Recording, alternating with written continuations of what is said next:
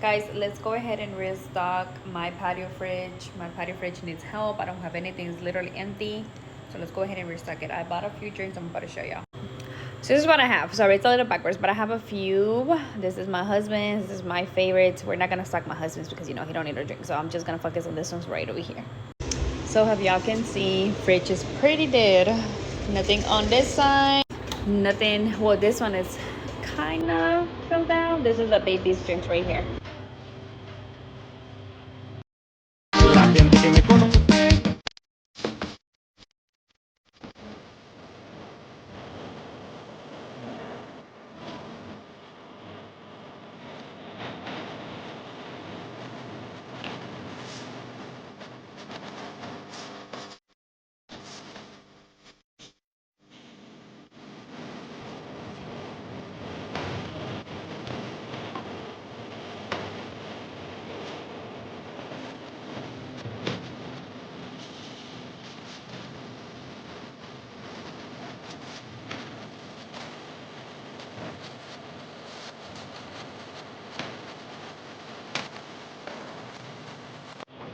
Okay, you guys, and this is the finished product